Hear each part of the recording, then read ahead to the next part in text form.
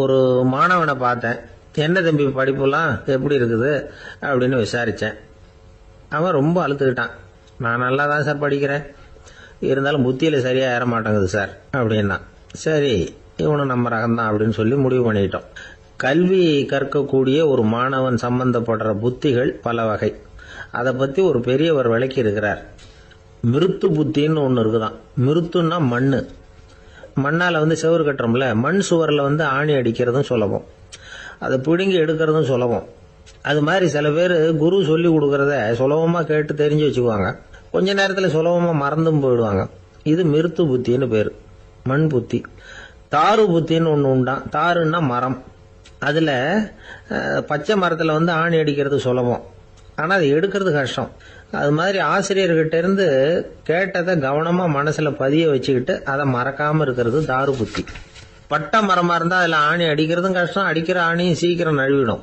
அது மாதிரி கேட்குற விஷயம் மனசில் பதியறதும் கஷ்டம். அப்படியே பதிஞ்சாலும் அது நீடிச்சிருக்கிறதும் கஷ்டம், கொஞ்ச காலத்தில் மறந்துடும். இன்னொரு வகை புத்தி ஒன்று உண்டு, அதுக்கு பேர் சிலா புத்தின்னு பேர். சிலான்னா கல்.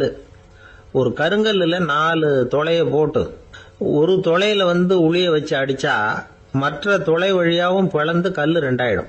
அது மாதிரி சந்தியான இடங்கள்ல குறிப்பா ஒரு பொருளை சொன்னா அதை வச்சுக்கிட்டு மற்றதையும் தெரிஞ்சுக்கிறது, அது சிலா புத்தின்னு பேர். வேணு புத்தின்னா என்ன தெரியுமா? வேணுன்னா மூங்கில். மூங்கில் கணுவில் ஒரு பக்கம் உளிய வச்சு அடிச்சா 2 பக்கமும் பிளந்துரும். அது மாதிரி ஒரு செய்தியை கேட்டுக்கிட்டு இருக்கிறப்பவே அதோட முன்பின் தொடர்களையும் தெரிஞ்சுக்கணும், அது வேணு புத்தி. தைல புத்தின்னு ஒன்று உண்டு. தைலம்ங்கிறது எண்ணெய். தண்ணியில் ஒரு துளி எண்ணெயை விட்டா அது தண்ணி பூரா பரவி போடுதுல்ல, அது இப்படி பரவுறது மாதிரி ஆசிரியர் சுருக்கமாக ஒரு கருத்தை சொன்னா அதை வச்சுக்கிட்டு பூரா விஷயங்களையும் தெரிஞ்சுக்கணும், அது தைல புத்தி. கற்பூர புத்தின்னு ஒன்று கேள்விப்பட்டிருக்கோம். அது எப்படின்னா, கற்பூரம் தீ பட்ட உடனே பிடிச்சிக்கும். ஆசிரியர் சொன்ன உடனே நுண்ணறிவோட பாடங்களை புரிஞ்சுக்கிறது இந்த வகை புத்தி. கரி புத்தின்னு ஒன்று. அது எப்படின்னா, கரியில் நெருப்பை வச்சு விசிறிய பிறகு அதுக்கப்புறம் அது கறி நெருப்பாகும். அது மாதிரி காலம்பரை சாயந்தர வேலைகளில் ஆசிரியர் பாடம் சொல்லி கொடுப்பார், அதை கொண்டு புரிஞ்சுக்கிறது இந்த வகை. கதலித்தண்டு புத்தின்னு ஒன்று சொல்லுவாங்க.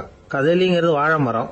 வாழைத்தண்டில் தீ வைக்கிறது எவ்வளவு சிரமமோ அவ்வளவு சிரமத்தோட கல்வி கற்கிறது கதலித்தண்டு புத்தி.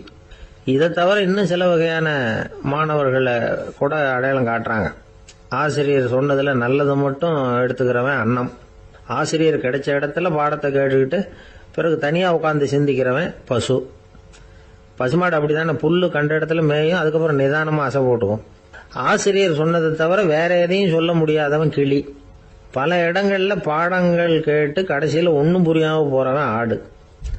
ஆடு ஒரு செடியில் வயிறார மேயாது, ஒரே செடியில். இக்கரைக்கு அக்கறை பச்சைன்னு அங்கேயும் இங்கேயும் அலைஞ்சிக்கிட்டே இருக்கும். சில பேருக்கு எருமைன்னு பேர். எருமை எப்படின்னா, குளத்து நீரை கலக்கி தான் குடிக்கும். அது மாதிரி ஆசிரியர் மனசை நோக செய்து பயில்கிற மாணவர்கள்லாம் இந்த ரகம். இவ்வளவுலாம் இருந்தாலும் இந்த காலத்து மாணவர்கள்லாம் ஒரு தனி ரகம். ஒரு ஆசிரியர் வகுப்புல பாடம் நடத்திக்கிட்டு இருந்தார். இலக்கண வகுப்பு. இறந்த காலம், நிகழ்காலம், எதிர்காலம், past tense, present tense, future tense, இதை பற்றிலாம் பாடம் நடத்துகிறார். எல்லாம் சொல்லி கொடுத்துட்டு இப்போ நான் ஒரு வாக்கியம் சொல்லுவேன், அது என்ன காலம் அப்படிங்கிறத நீங்கள் சொல்லணும்னார் ஆசிரியர். சரி, நாங்கள் மாணவர்கள்லாம், நான் நாளைக்கும் பாடம் நடத்த போகிறேன், இது என்ன காலம் அப்படின்னு கேட்டார் ஆசிரியர். அதாவது நான் நாளைக்கும் பாடம் நடத்த போகிறேன், இந்த வாக்கியம் என்ன காலம்னு கேட்டார். ஒரு பையன் மெதுவாக எழுந்திரிச்சு சொன்னான், இது எங்க போதாத காலம் சார் அப்படின்னு சொல்லிவிட்டு உட்காந்துட்டானா. இருட்ட கண்டா பயம் உண்டாவதே, அது ஏன்? இப்படி ஒரு கேள்வியை ஒரு பெரியவர்கிட்ட கேட்டாங்க. அதுக்கு அவர் பதில் சொல்றார், மனிதனுடைய ஆதிகால வாழ்க்கையில தொற்றிக்கொண்ட பயம் இது வேரூன்றி இருக்குது, இன்னமும் போகல. 50,000 வருஷங்களுக்கு முன்னாடி மனுஷன் குகைகள்ல வாழ்ந்தான். பகல்ல பயம் இருக்காது, ராத்திரியில மிருகங்கள் தாக்கும், கொல்லும், நிம்மதியா தூங்க கூட முடியாது. அதனால இந்த மனுஷனுக்கு இரவுன்னா மரணம், பயம் அப்படின்னு பழகி போச்சு. மனிதர்களுடைய எல்லா மனசையும் சேர்த்து மொத்தமா ஒரு மனசு உண்டு. மனிதர்களுடைய நினைவு இந்த மொத்த மனசுல பதிஞ்சிருக்கு, பரவுது. இந்த மொத்த மனசுல இருட்டு பற்றிய பயம் பதிந்து நீடிக்குது அப்படிங்கிறார் அவர். இந்த காலத்துல இரவை பகலாக்கிறதுக்கு எவ்வளவோ விளக்குகள்லாம் வந்தாச்சு. ராத்திரியிலேயும் மிருகங்கள் தாக்குங்கிற நிலைமை இல்ல. பாதுகாப்பான வீடுகள் விலங்குகளும் விலகி போயிட்டு, விலங்குகள்லாம் விலகி போயிட்டு வீடுகளும் பாதுகாப்பா இருக்குது. சரி, இருந்தாலும் அந்த பழங்கால பயம் இருட்டு பயம் இன்னமும் மனுஷனை விட்டு போகல. இன்னொரு விஷயம் என்னன்னா, இருட்டுல இருந்து வெளிச்சத்துக்கு வராத மனிதர்கள் இன்னைக்கு அதிகம். ஒரு ஆளு ஆத்துக்கு மீன் பிடிக்கிறதுக்காக போனான், இன்னும் விடியல, அதுக்குள்ள வலையை எடுத்துட்டு கிளம்பி போயிட்டான். வெளிச்சம் வர்றதுக்கு முன்னாடியே போய் சேர்ந்துட்டான். விடிகிற வரைக்கும் என்ன பண்றது, சும்மா கரையிலேயே உட்காந்து காலாட்டிட்டு இருக்கிறான். காலில் ஏதோ ஒரு சின்ன மூட்டை தட்டுப்பட்டது. இருட்டுல அது என்னன்னு சரியா தெரியல. மூட்டைக்குள்ள சின்ன சின்ன கல்லா நிறைஞ்சி இருக்குது. சும்மா பொழுது போகணுமேங்கிறதுக்காக இவன் அந்த மூட்டைக்குள்ள இருந்து ஒவ்வொரு கல்லா எடுத்து ஆத்துல வீசிக்கிட்டு இருக்கிறான். விடிகிற வரைக்கும் வேற வேலை இல்லைங்கிறதுனால எப்படி செஞ்சுக்கிட்டே உட்காந்துருக்கிறான். கிழக்க மெதுவா வெளிச்சம் தெரிய ஆரம்பிச்சது. பொழுது விடியறதுக்கான அறிகுறி. இதுக்குள்ள அந்த மூட்டையில இருந்த எல்லா கல்லையும் எடுத்து வீசி எறிஞ்சுட்டான். கடைசியா ஒரே ஒரு கல்லு மட்டும்தான் கையில பாக்கி இருந்தது. வெளிச்சம் வந்ததும் அந்த கல்லை பார்த்தான், அப்படியே திகைச்சு போயிட்டான். அடடா, இது வரைக்கும் தெரியாம தப்பு பண்ணிட்டோமே அப்படின்னு நினைச்சான். ஏன் தெரியுமா, அவன் கையில இருந்தது வெறும் கல்லு இல்ல, விலை வசந்த ரத்தன கல்லு. இருட்டுல என்னன்னு புரியாததுனால மூட்டையில இருந்த எல்லா ரத்தன கல்லையும் ஆத்துல வீசி எறிஞ்சிருக்கிறான். இப்போ அவனுக்கு அழுகையே வந்துடும் போல இருந்தது. வாழ்க்கைய வசதி ஆக்கிக்கிறதுக்கான வாய்ப்பு அவனுக்கு இருந்தது. இருந்தாலும் இருட்டுல அதை இழந்துட்டான். அந்த வகையில அவனுக்கு கொஞ்சம் அதிர்ஷ்டம் இருந்திருக்குது. அதாவது ஏதோ ஒரு வகையில இருந்திருக்குது. அதனாலதான் அந்த கடைசி கல்ல எரியறதுக்குள்ள வெளிச்சம் வந்துட்டுது. பல பேருக்கு அந்த அளவு கூட அதிர்ஷ்டம் வர்றது இல்ல. எல்லாத்தையும் வீசினதுக்கு அப்புறம் தான் வெளிச்சம் வரும். என்னன்னு விவரம் தெரியாமலே எழுந்திரிச்சு வந்துருவாங்க. வாழ்க்கைங்கிறது ஒரு பெரிய புதையல். அதை புரிஞ்சிக்காம மனுஷன் அதை வீசி எரிஞ்சுக்கிட்டு இருக்கான் அப்படிங்கிறது தான் பெரியவங்க கருத்து. சில பேருக்கு புரிஞ்சுக்கிற நேரம் வரும், அதுக்குள்ள வாழ்நாள்லாம் ஓடி போயிருக்கும். அதுக்கப்புறம் என்ன பண்றது? நம்மால் ஒருத்தன் கையில ஒரு சின்ன பையோட வந்துகிட்டு இருந்தான். பை உள்ள ஏகப்பட்ட நகைகள் ரத்தன கல் எல்லாம் இருக்கு.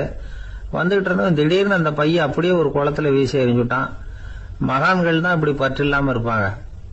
என்னங்க இது, விலை மதிப்புள்ள அந்த பைய இப்படி குளத்துல வீசி எறிஞ்சுட்டீங்களே, இதுக்கு என்ன அர்த்தம் அப்படின்னு கேட்டார் அவன் கூட வந்தவர். அவன் மெதுவா இவர் காதோட காதா சொல்றான், ஒரு போலீஸ்காரர் பின்னாடி வந்துகிட்டு இருக்கிறார், அவர் போனதுக்கு அப்புறம் இதை எடுத்துக்குவேன் அப்படிங்கிறான்.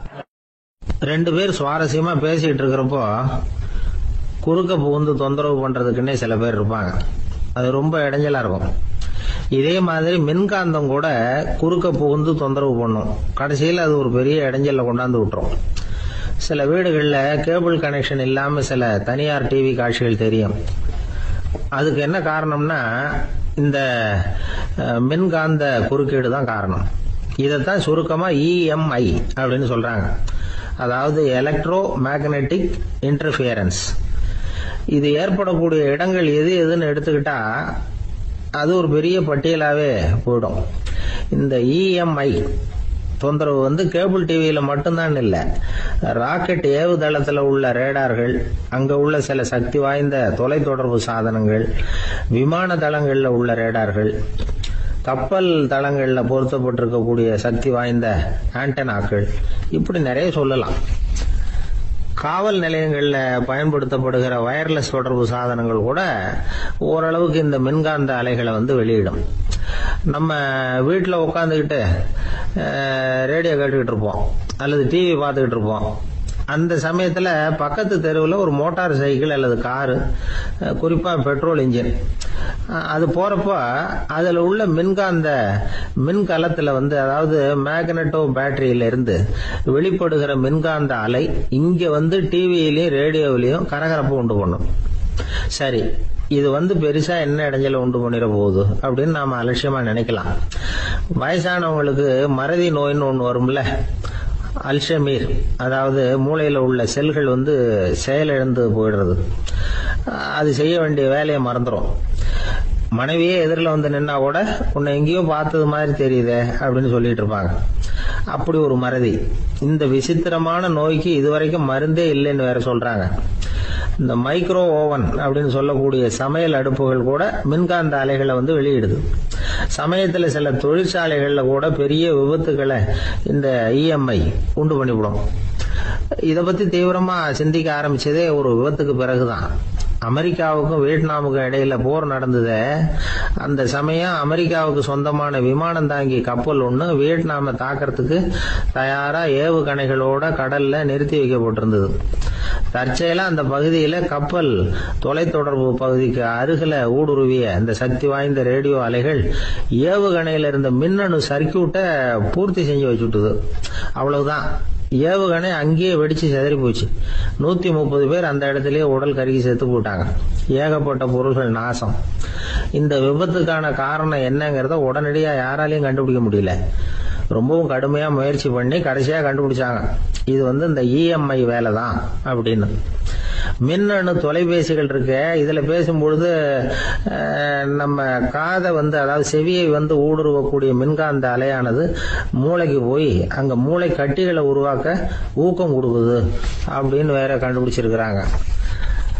இந்த இஎம்ஐ ரொம்ப குறைஞ்ச மின்காந்த அழுத்தத்துல நமக்கு எந்த பாதிப்பையும் ஏற்படுத்துறதில்லை. மின்காந்த அலைகள் அழுத்தத்தோட இருக்கிற இடங்கள்ல ரொம்ப நேரம் இருந்தோம்னா நம்ம உடம்பின் வெப்பநிலை 2 டிகிரி செல்சியஸ் வரைக்கும் அதிகரிக்குதாம். அதனால வெப்பநிலையை சீராக்கிறதுக்கு இதய துடிப்பும் அதிகரிக்குது. இப்படிலாம் கண்டுபிடிச்சிருக்கிறாங்க. இப்பெல்லாம் இந்த மின்காந்த குறுக்கீடுகளை தடுக்கிறது எப்படி அப்படின்னு விஞ்ஞானிகள் யோசனை செய்ய ஆரம்பிச்சிருக்கிறாங்க. இந்த விஷயத்துல அலட்சியமா இருந்தோம்னா எதிர்காலத்துல நிறைய பேருக்கு இந்த ஞாபக மறதி நோய் வந்துடும். அப்புறம் அது ரொம்ப கஷ்டமா போயிடும். ஒரு குடும்ப தலைவர் தன் மனைவியை பார்த்து, யார் நீ, உன்னை எங்கேயோ பார்த்தது மாதிரி இருக்குது அப்படின்னு சொல்லிட்டு இருந்தார். உடனடியாக அவரை போய் பார்த்தேன். வாங்க டாக்டர் கிட்ட போகலாம் அப்படின்னு.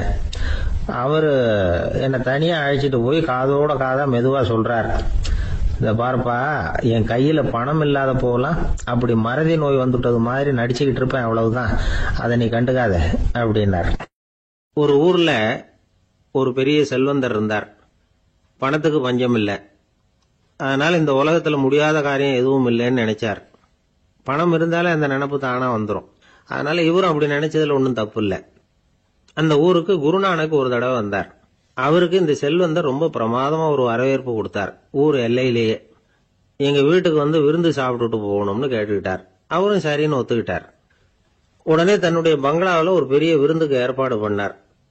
குருநானக் அழைச்சிட்டு வீட்டுக்கு போனார், உட்கார வச்சார். ஐயா, நான் இந்த ஊர்லயே ரொம்ப பெரிய வசதி உள்ளவன், என்னால எல்லாம் முடியும், உங்களுக்காக நான் என்ன செய்யணும்னு சொல்லுங்க, எதுவா இருந்தாலும் பரவாயில்ல, எவ்வளவு செலவானாலும் பரவாயில்ல, என்னால செய்ய முடியும், என்ன செய்யணும்னு சொல்லுங்க, அது போதும், நான் செய்யறேன் அப்படின்னு நான் ரொம்ப பணிவா. இதை கேட்டதும் குருநானக் சிந்திச்சார் கொஞ்ச நேரம். அதுக்கப்புறம் தன்னோட சட்ட பைக்குள்ள கையை விட்டு ஒரு பழைய ஊசி ஒன்னு எடுத்தார். அந்த செல்வந்தர்கிட்ட கொடுத்தார். இத பாருங்க, இவ்வளவு தூரம் நீங்க கேட்கறதுனால சொல்றேன், எனக்கு நீங்க செய்ய வேண்டிய உதவி இதுதான். ஊசிய கையில வாங்கிக்கிட்டு இதை என்ன செய்யணும் சொல்லுங்க அப்படின்னாரு அவரு. நீங்க செய்ய வேண்டியது என்னன்னா, இந்த ஊசிய பத்திரமா வச்சிருக்கணும். நாம 2 பேரும் இறந்து போனதுக்கு பின்னாடி இன்னொரு உலகத்துல நாம சந்திக்கக்கூடிய வாய்ப்பு இருக்குது. அப்ப இந்த ஊசியை என்கிட்ட கொண்டாந்து கொடுக்கணும். இதுதான் நீங்க எனக்காக செய்ய வேண்டிய உதவி அப்படின்னார் குருநானக் லேசா சிரிச்சுக்கிட்டே. இதை கேட்ட உடனே இந்த பெரியவர் முழிக்க ஆரம்பிச்சிட்டார். அது எப்படிங்க, நான் சாகிறப்ப எப்படி இந்த ஊசியை எடுத்துக்கிட்டு இன்னொரு உலகத்துக்கு வர முடியும்னார். ஊசி மாதிரி ஒரு சின்ன பொருளை கூட இந்த உலகத்தை விட்டு நாம போறப்ப எடுத்துட்டு போக முடியாதுங்கிறப்போ உங்களோட செல்வத்தையெல்லாம் எப்படி அங்க எடுத்துட்டு வர போறீங்க அப்படின்னு கேட்டார் குருநானக். அதுக்கப்புறம் தான் அந்த பெரியவர் யோசிக்க ஆரம்பிச்சாராம். குருநானக் சொல்றார், இத பாருங்க, நாம செய்யற நல்லது கெட்டதுதான் கடைசி வரைக்கும் நம்ம கூட இருக்கும். அடுத்தவங்க நல்லா இருக்கணுங்கிறதுக்காக பொருளை செலவு செய்யணும். அப்படி செய்யலைன்னா எந்த பிரயோஜனமும் இல்லை அப்படின்னார். அதுக்கப்புறம் தான் அந்த செல்வந்தரின் அறிவு கண் திறந்துதான். உடனே குருநானக்க வணங்கினார். ஐயா, என்கிட்ட இருந்த ஆணவம் போயிட்டுது, இனிமே என்கிட்ட இருக்கிற செல்வத்தை நல்ல வழியில செலவழிப்பேன் அப்படின்னாராம். நம்ம கிட்ட இருக்கிற பணம் எப்பவும் நம்ம கூடவே வந்துகிட்டு இருக்காதுங்கிறதுக்கு இது ஒரு உதாரணம். அதுக்காக நாம பணம் சேர்க்கறத பத்தி கவலைப்பட வேண்டியதில்லை, பேசாம படுத்து தூங்கிட்டு இருந்தா போதும் அப்படின்னு இதுக்கு அர்த்தம் பண்ணிக்கப்படாது. முறையான வழியில பணம் சேர்க்கணும், அதை முறையான வழியில செலவு பண்ணணும். அதனால ஏற்படக்கூடிய மன நிறைவு இருக்கு பாருங்க, அது அனுபவிச்சவங்களுக்கு தான் தெரியும். சொர்க்கத்துக்கு போறவங்க இங்க இருந்து பணத்தை எடுத்துட்டு போக முடியாது. ஆனா நம்ம செல்வத்தை இங்க மத்தவங்களுக்கு பயன்பட செய்து அதனால ஏற்படுற புண்ணியம் இருக்கு பாருங்க, அதை எடுத்துட்டு போக முடியுமா. இதுதான் ஆன்மீகவாதிகள்லாம் சொல்ற கருத்து. ஜான் நியூட்டன் ஒருத்தர், அவரு சொன்னார், நான் எப்பவாவது சொர்க்கத்துக்கு போய் சேர்ந்தேன்னா அங்க 3 அதிசயங்களை பார்ப்பேன்னார். என்னன்னு கேட்டாங்க. நான் யார் யாரு இருக்க மாட்டாங்கன்னு நினைச்சுக்கிட்டு இருந்தானோ அவங்கள சில பேர் அங்க இருப்பாங்க, அது ஒரு பெரிய அதிசயம்னார். சரி, அடுத்தது என்ன? 2வது அதிசயம் என்னன்னா, அங்க இருப்பாங்கன்னு நான் எதிர்பார்த்த சில பேர் அங்க இருக்க மாட்டாங்க அப்படின்னார். சரி, 3வது பெரிய ஆச்சரியம் என்ன அப்படின்னா, நான் அங்க இருக்க பாருங்க, அதுதான் அந்த 3வது அதிசயம் அப்படின்னாராம். லோகமானிய பால கங்காதர திலகர் இருந்தார்ல, அவருக்கு 15 வயசுலயே கல்யாணம் நடந்துதான். மனைவி பேரு தபிபாய். ரொம்ப பெரிய குடும்பத்து பொண்ணு, நல்ல குணம். அவங்க குடும்பம் நடத்திக்கிட்டு இருக்கிறாங்க. அந்த காலத்துல திருடர்கள் பயம் அதிகம். இந்த காலத்துல மட்டும் என்னன்னு கேக்குறீங்களா? நீங்க கேக்குறது நியாயம்தான். இருந்தாலும் இந்த காலத்து திருடனுக்கும் அந்த காலத்து திருடனுக்கும் ஒரு முக்கியமான வித்தியாசம் உண்டு. அதாவது அந்த காலத்து திருடன்லாம் நியாய அநியாயம் பாக்குறது உண்டு, இந்த காலத்துல அப்படி பாக்குறது இல்லை. அந்த காலத்துல திருட வர்றவங்கள்ட்ட கூட ஒரு தார்மீக உணர்வு உண்டாம். அதாவது அப்போ உள்ள கொள்ளைக்காரங்க எதை களவாடினாலும் சரி, அரிசியை மட்டும் களவாடுறது இல்லையா, அப்படி ஒரு கொள்கை. அதனால பாருங்க, அந்த காலத்து பெண்கள் நகை நட்டுகளை பத்திரமா வைக்கணும்னா பெட்டியில வைக்கிறது இல்ல, அரிசி பானையில போட்டு வச்சு விடுறது. இப்பெல்லாம் பேங்க்ல சேஃப்டி லாக்கர்னு இருக்குல்ல, அது மாதிரி அந்த காலத்துல சேஃப்டி லாக்கருங்கிறது அரிசி பானை. வளையல், மூக்குத்தி, தோடு இப்படி எதுவா இருந்தாலும் அதுல போட்டு பத்திரமா வச்சிருவாங்க. திருடன் அரிசி பானை பக்கம் போறதில்லை. ஏன்னா சாப்பிடுற விஷயத்துல கை வைக்கக்கூடாது, அது பாவம் அப்படின்னு அவன் நினைக்கிறான். திலகரோட மனைவி தபிபாயும் அதே மாதிரி தன்னுடைய ஆபரணங்களை ஒரு அரிசி பானைக்குள்ள போட்டு மூடி வச்சிருந்தாங்களாம். இப்படி இருந்தப்போ ஒரு நாள் ஒரு பிச்சைக்கார பொண்ணு வீடு வீடா பிச்சை கேட்டுக்கிட்டே வந்திருக்குது. திலகர் வீட்டுக்கும் தர்மம் போடுங்க தாயே அப்படின்னு தான் அந்த பொண்ணு. அந்த அம்மா தபிபாய் காதல இது விழுந்திருக்கு. உடனே கை நிறைய அரிசி அள்ளிட்டு போட்டிருக்கு. பாத்திரத்துல அரிசியை போட்டதுக்கு அப்புறம் தான் தெரியுது, பளிச்சுன்னு கண்ணுல படுது. அதாவது அந்த அம்மாவோட வைர மூக்குத்தி ஒண்ணு அரிசியோட சேர்ந்து அந்த பிச்சைக்கார பொண்ணு பாத்திரத்துல போய் விழுந்துட்டுது. இந்த அம்மாவுக்கு மனசுக்குள்ள குழப்பம், என்ன இப்படி ஆயிட்டுதே, மூக்குத்தி போயிட்டுதே, பிச்சை பாத்திரத்துல இருந்து அதை எப்படி எடுக்கிறது அப்படின்னு தயக்கம். வாயை திறந்து அதை கேட்கறதுக்கும் கூச்சம். திண்ணையில உட்கார்ந்து இருந்த திலகர் இவ்வளவையும் பார்த்துக்கிட்டு இருக்கிறார். மனைவியின் மனசுக்குள்ள நடக்கிற மௌன போராட்டத்தை அவர் நல்லா புரிஞ்சுக்கிட்டாராம். மனைவியை பார்த்து சொன்னாராம், தபிபாய், இது தெய்வ சம்மதம். அவளுக்கு சேர வேண்டிய மூக்குத்தி அவகிட்ட போயிட்டுது. பிச்சை பாத்திரத்துல விழுந்த மூக்குத்தியை எடுக்க வேணாம் அப்படின்னாராம். சரின்னு சொல்லிவிட்டு மேற்கொண்டு எதுவும் சொல்லாம அந்த அம்மா வீட்டுக்குள்ள போயிட்டாங்களாம். இந்த காலத்துல எல்லாம் அது மாதிரி நடக்குமா? வெறும் அரிசியை போட்டுட்டு விவகாரம் பண்ணிட்டு இருக்க மாட்டோமா? ஒரு பெரிய மனுஷன் வீட்டுக்கு ஒரு பிச்சைக்காரன் வந்தான். ஐயா, நாங்க பிச்சைக்காரங்கள்லாம் சேர்ந்து ஒரு சங்கம் வச்சிருக்கிறோம், அதுக்கு நிதி சேர்க்கிறோம், அதுக்கு ஒரு 100 ரூபா கொடுத்தீங்கன்னா எங்களுக்கு பெரிய உதவியா இருக்கும் அப்படின்னானா. அதெல்லாம் ஒன்றும் கொடுக்க முடியாது போ அப்படின்னாராம் அவரு. அப்படின்னா ஒரு 50 ரூபாயாவது கொடுங்களேன் அப்படின்னு இருக்கான். அதுவும் முடியாதுன்னு சொல்லிவிட்டாரு. 25 ரூபா அப்படின்னு இருக்கான். எதுவும் முடியாது அப்படின்னாராம். சரிங்க, இவ்வளவு பெரிய வீட்டுக்கு வெறுங்கையோட திரும்புறது நல்லா இருக்காது, அதனால சும்மா ஒரு 1 ரூபா மட்டுமாவது கொடுங்க அப்படின்னு இருக்கான் அவன். 1 பைசா கூட என்கிட்ட கிடையாது அப்படின்னு விட்டாரான் இவர். அப்படின்னா நீங்க ஒரு காரியம் பண்ணுங்களேன் அப்படின்னானா அவன். என்ன செய்யணும் அப்படின்னு இருக்காரு. எங்க சங்கத்துல நீங்களும் ஒரு மெம்பரா சேர்ந்துருங்க அப்படின்னானா. இந்த உலகத்துல நாம நல்லபடியா இருக்கணும்னா அதுக்கு முக்கியமா தேவைப்படுறது 2. ஒன்னு செல்வம், இன்னொன்னு அறிவு. சரி, இது 2ல சிறந்தது எது அப்படின்னு ஒரு கேள்வி கேட்டா என்ன பதில் சொல்றது? இதே கேள்விய ஹஸ்ரத் அலி அவர்கள் கிட்ட கேட்டாங்களாம். அவர் ஒரு பெரிய அறிஞர். கேள்வி கேட்டவங்களும் சாதாரண ஆட்கள் இல்லை, இவங்களும் அறிஞர்கள். ஒரு நாள் ஹஸ்ரத் அலி அவர்கள்கிட்ட 10 அறிஞர்கள் வந்தாங்களாம். ஐயா, நாங்க 10 பேரும் உங்ககிட்ட ஒரே கேள்வியை தான் கேட்க வந்திருக்கிறோம், ஆனா எங்க 10 பேருக்கும் நீங்க தனித்தனியா பதில் சொல்ல முடியுமா அப்படின்னு கேட்டிருக்காங்க. அதாவது அவங்க ஒரே கேள்விக்கு இவர்கிட்ட இருந்து 10 விதமான பதில் எதிர்பார்க்கறாங்க. சரி கேளுங்க, என்ன கேள்வி அப்படின்னாரு அவர். அப்பதான் அவங்க கேட்டாங்களாம், செல்வம், அறிவு, இது 2ல சிறந்தது எது? இதுதான் கேள்வி. ஹஸ்ரத் அலி என்ன பண்ணார் தெரியுமா? அவங்கள ஒவ்வொருத்தரா கூப்பிட்டார். ஒவ்வொரு விதமான பதில சொல்லி அனுப்புனார். முதல்ல ஒருத்தரை கூப்பிட்டார், சொன்னார், அறிவுங்கிறது தீர்க்கதரிசிகள், ஞானிகள், மகான்கள் இவங்களோட பரம்பரை சொத்து. ஆனா செல்வம்ங்கிறது கொடுங்கோலரின் ஆயுதம், அதனால அறிவு தான் சிறந்தது அப்படின்னார். ரெண்டாவது ஆளை கூப்பிட்டார். உங்ககிட்ட செல்வம் இருந்தா நீங்க தான் அதை காப்பாற்றணும். ஆனா அறிவு உங்களை எப்பவும் காப்பாற்றும். ஆகவே அறிவு தான் சிறந்தது அப்படின்னார். மூணாவது ஆளை கூப்பிட்டார். செல்வந்தனுக்கு எப்போதும் விரோதிகள் அதிகம், ஆனா அறிஞனுக்கு நண்பர்கள் அதிகம், அதனால அறிவு தான் சிறந்ததுன்னார். அடுத்தவரை கூப்பிட்டார். செல்வம் அடுத்தவங்களுக்கு கொடுக்க கொடுக்க குறையும், ஆனா கல்விங்கிறது அதிகரிச்சுக்கிட்டே வரும், கொடுக்கறதுனால குறையாது, அதனால அறிவு தான் சிறந்ததுன்னார். இன்னொருத்தரை கூப்பிட்டார். அறிவுள்ளவன் எப்பவும் அதை அடுத்தவங்களுக்கு வாரி வழங்கிக்கிட்டே இருப்பான், அதனால அவங்ககிட்ட தாராளத்தன்மை இருக்கும். ஆனா செல்வந்தன் கிட்ட கஞ்சத்தனம் தான் இருக்கும், அதனால அறிவு தான் சிறந்ததுன்னார். ஆறாவது நபரை கூப்பிட்டார். செல்வத்தை கள்வர்கள் திருடிட்டு போக முடியும், ஆனா அறிவை அப்படி திருடிட்டு போக முடியாது அப்படின்னார். ஏழாவது நபரை கூப்பிட்டார். செல்வம் கால ஓட்டத்துல அழிஞ்சிரும், ஆனா அறிவை கால ஓட்டம் ஒன்றும் பண்ண முடியாது, ஆகவே அறிவே சிறந்ததுன்னார். எட்டாவது ஆளை கூப்பிட்டு சொன்னார். செல்வத்துக்கு எப்பவும் எல்லை உண்டு, நிறைவு உண்டு, அளவு உண்டு, கணக்கு உண்டு, ஆனா அறிவுக்கு அப்படிப்பட்ட எல்லை எதுவும் கிடையாது, அதனால அதுதான் சிறந்ததுன்னார். அடுத்தவனை கூப்பிட்டார். செல்வம் உள்ளத்துல உள்ள ஒளியை போக்கிவிடும், இருட்டை உண்டாக்கிவிடும், விரிந்த மனப்பான்மையை குறுகலாக்கிவிடும். ஆனா அறிவு அப்படி இல்லை, இருண்ட உள்ளத்துல ஒளியை பாய்ச்சி அதை விசாலப்படுத்துது, அதுதான் சிறந்ததுன்னார். கடைசியா 10வது நபரை கூப்பிட்டார். செல்வம் மனசுல செருக்கை உண்டாக்குது, ஆணவத்தை ஏற்படுத்துது, அதனால நானே கடவுள்னு நினைக்கிற அளவுக்கு மனுஷனை தாழ்த்தி விடுது.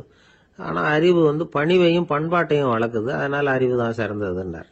ஆக இப்படி 10 பேருக்கும் 10 விதமா பதில் சொன்னது மூலமா ஹஸ்ரத் அலி அவர்கள் அறிவு தான் செல்வத்தை விட சிறந்தது அப்படிங்கறதுக்கு 10 காரணங்களை சுட்டி காட்டியிருக்கார். அந்த அறிஞர் 10 பேர் கேட்ட ஒரே கேள்விக்கு 10 பதில் சொன்னார். நமக்கு வேண்டிய ஒருத்தர் 10 பேர் கேட்ட கேள்விக்கு ஒரே பதில் சொல்லி சமாளிச்சார். கேள்வி என்ன தெரியுமா? என்கிட்ட வாங்கின கடனை எப்பயா திருப்பி கொடுக்க போற? இதுதான் அந்த 10 பேரும் கேட்ட ஒரே கேள்வி. இந்த மாசம் 26ஆம் தேதி தந்துடுறேன் அப்படிங்கிற ஒரே பதில் சொல்லி அவ்வளவு பேரையும் இவர் அனுப்பி வச்சுட்டாராம். எல்லாரும் போனதுக்கு அப்புறம் இவரை தனியா கூப்பிட்டு கேட்டிருக்கிறாங்க. அது என்ன சார் கணக்கு, 26ஆம் தேதி அன்னைக்கு என்ன அதிசயம் நடக்க போகுது அப்படின்னு கேட்டிருக்காங்க. அதிசயம் அன்னைக்கு இல்ல, அதுக்கு முத நாளே நடக்க போகுதுன்னாராம். விவரமா சொல்லுங்கன்னு இருக்காங்க. வேற ஒண்ணும் இல்லைங்க, 26ஆம் தேதி தானே எல்லாரையும் வர சொல்லி இருக்கிறேன், அதுக்கு முத நாளே நான் புறப்பட்டு தலைமறைவாயிட போறேன் அப்படின்னாராம் ரொம்ப பெருமையா. ஒரு ஊர்ல ஒரு மன்னர் இருந்தார், புத்தி கூர்மை உள்ள ஒரு மன்னர். பொதுவா மன்னர்களுக்கு சந்தேகம் வந்தா சபையில உள்ள சான்றோர்கள் கிட்ட கேட்டு தெரிஞ்சுக்கிறது தானே வழக்கம். ஆனா இங்க அப்படி இல்லை, மற்றவங்களுக்கு சந்தேகம் வந்தா மன்னர்கிட்ட கேட்டு தெரிஞ்சுக்குவாங்க. அது மாதிரி கேட்டு தெரிஞ்சுக்கிறதுக்காக ஒரு பெரியவர் ஒரு நாள் வந்தார். அவர் கையில 3 பொம்மைகள் வச்சிருந்தார். 3 ஒரே மாதிரி பொம்மைகள், கொஞ்சம் கூட வித்தியாசம் தெரியல. ஏது இந்த பொம்மைன்னு கேட்டார் மன்னர். எனக்கு வேண்டியப்பட்ட ஒருத்தங்கிட்ட இருந்து இதை வாங்கிட்டு வந்திருக்கிறேன், நான் தான் அவன்கிட்ட இந்த பொம்மையை செஞ்சு கொடுக்க முடியா கேட்டுக்கிட்டேன். அவன் ரொம்ப புத்திசாலி, அவன் தான் இதை செஞ்சு கொடுத்தான், ஆனா அதுல ஒரு சிக்கல் அப்படின்னார். என்ன பிரச்சனைன்னு கேட்டிருக்காரு இவர். நான் அவன்கிட்ட கேட்டது 3 விதமான பொம்மைகளா இருக்கணும்னு கேட்டேன், அவன் என்னடான்னா 3 ஒரே மாதிரியா செஞ்சு கொடுத்துட்டான் அப்படின்னார். அவன்கிட்டயே கேட்கறது தானே அப்படின்னு இருக்காரு இவர். கேட்டேன், அவன் என்ன சொல்றான்னா இது 3 ஒரே மாதிரி பொம்மை கிடையாது, 3 விதம், ஒண்ணுக்கு ஒண்ணு வித்தியாசம் இருக்குது. இந்த 3 பொம்மையும் 3 விதமான நண்பர்களுக்கு உதாரணங்கள் அப்படின்னு சொல்றான். எனக்கு ஒன்னும் புரியல, அதுதான் உங்ககிட்ட வந்தேன் அப்படின்னார். சரி, அந்த பொம்மைகளை இப்படி கொடுங்க அப்படின்னு வாங்கினார் மன்னர். எடுத்துக்கிட்டு உள்ள போனார். கொஞ்ச நேரம் கழிச்சு வெளியில வந்தார். அதுக்கப்புறம் சொன்னார், பாருப்பா, அவன் சொன்னது சரிதான், 3 விதம் தான். இது இருக்குதே முதல் பொம்மை, இது உத்தமமான நண்பனுக்கு உதாரணம். இந்த 2வது பொம்மை இது மத்தியமமான நண்பனுக்கு உதாரணம். அந்த 3வது பொம்மை இருக்குதே அது மோசமான நண்பனுக்கு உதாரணம். இதை செஞ்சவன் உண்மையிலேயே பெரிய அறிவாளி தான் அப்படின்னாராம். வந்தவருக்கு ஒன்னும் புரியல. பார்த்தா ஒன்னும் வித்தியாசம் தெரியலையே அப்படின்னு அவன் குழம்பி போய் நிக்கிறான். இப்போ அந்த மன்னர் விளக்கம் கொடுக்கிறார். அந்த 3 பொம்மையையும் எடுத்து முன்னாடி வச்சார். ஒரு மெல்லிய கம்பிய கையில எடுத்தார். அந்த முதல் பொம்மை காதுல விட்டார். கொஞ்ச தூரம் உள்ள போய் அப்படியே நின்னுட்டுது அந்த கம்பி. அப்புறம் 2வது பொம்மை காதுல அந்த கம்பியை விட்டார். அந்த கம்பி என்னாச்சுன்னா அப்படியே அது வாய் வழியா வெளில வந்தது. 3வது பொம்மை காதுல கம்பியை செலுத்தினார். அது நேரா இன்னொரு காது வழியா வெளியில வந்தது. இந்த முதல் வகை இருக்குதே, அது மாதிரியான நண்பர்கள் எப்படி தெரியுமா? நம்ம கஷ்டத்தை அவங்க கிட்ட சொன்னா பேசாம கேட்டுக்குவாங்க. வெளியில அதை யாருகிட்டையும் சொல்லிட்டு இருக்க மாட்டாங்க. வெளியில தெரியாம நமக்கு உதவி பண்ணுவாங்க. செஞ்சுட்டு அதை நான் தான் செஞ்சேன்னு சொல்லிட்டு இருக்க மாட்டாங்க. அதுதான் கம்பி ஒரு காது வழியா போய் உள்ளே நின்னுட்டுது. ரெண்டாவது பொம்மையில கம்பி என்னாச்சு, ஒரு காது வழியா போய் வாய் வழியா வெளியில வருது. இது மாதிரியான நண்பர்கள்கிட்ட வந்து நாம கஷ்டத்தை சொன்னா அதை அவங்க 4 பேர்கிட்ட போய் சொல்லி நமக்காக உதவி கேட்பாங்க. நமக்குன்னு கேட்டு வாங்கி அதை நம்ம கிட்ட கொண்டுட்டு வந்து கொடுப்பாங்க. இவங்க வந்து மத்தியமமான நண்பர்கள். 3வது பொம்மையில ஒரு காது வழியா செலுத்துற கம்பி இன்னொரு காது வழியா வெளியில வந்துருது. இது மாதிரியான நண்பர்கள் கிட்ட நம்ம கஷ்டத்தை சொன்னா அவங்க காது கொடுத்து கேட்கறது மாதிரி நடிப்பாங்க. அப்படியே இன்னொரு காது வழியா அதை வெளில விட்டுருவாங்க. அதை பத்தி கவலைப்பட மாட்டாங்க. இதுதான் இந்த பொம்மைகளுக்குள்ள இருக்கிற வித்தியாசம் அப்படின்னு விளக்கம் கொடுத்தாராம் மன்னர். படிக்கிற பிள்ளைங்கள்லயும் இது மாதிரி 3 வகை உண்டு. சில பேர் காதால வாங்கி மனசுல வச்சுக்குவான். சில பேர் காதால வாங்கி பேனாவால எழுதி விடுவான். சில பேர் ஒரு காதால வாங்கி இன்னொரு காதால வெளியில விட்டுருவான். ஒரு பையன் வகுப்புல ஆசிரியர் பாடம் நடத்தும் பொழுது தலையை வேகமா ஆட்டி ஆட்டி கேட்பானான். ஏண்டா இப்படி தலையை இப்படி ஆட்டுற அப்படின்னு கேட்டிருக்கான் பக்கத்துல இருந்தவன். தலையை ஆட்டினா தாண்டா ஒரு காது வழியா உள்ள போறது, இன்னொரு காது வழியா வெளியில வேகமா வெளில போகும் அப்படின்னானா அந்த பையன். ஒரு கணவன் மனைவி எப்ப பார்த்தாலும் அவங்க 2 பேருக்கும் இடையில சண்டை வந்துகிட்டே இருந்தது. இதுல என்ன ஆச்சரியங்கிறீங்களா? நான் அதுக்காக சொல்ல வரல, இது வேற விஷயம். அதாவது சண்டை போடாம இருக்கிறதுக்கு வழி சொல்ற தகவல் இது. நான் சொன்ன அந்த கணவன் மனைவி எப்படின்னா, கணவன் ஒரு வார்த்தை சொன்னா மனைவி கிட்ட இருந்து 2 வார்த்தை பதிலா வரும். இதுக்கு கணவன் கிட்ட இருந்து 4 வார்த்தை பதிலா வரும். இப்படி வார்த்தைகள் பெருகி போய் கடைசியில வம்புல வந்து முடியும். அந்த அம்மா பொறுத்து பார்த்தாங்க. அவங்களால தாக்கு பிடிக்க முடியல. பக்கத்து வீட்லயும் ஒரு கணவன் மனைவி இருந்தாங்க. அவங்களுக்குள்ள சண்டை வர்றதில்லை. அது எப்படி அவங்களால மட்டும் சண்டை போடாம இருக்க முடியுது அப்படின்னு இந்த அம்மாவுக்கு ஆச்சரியம்.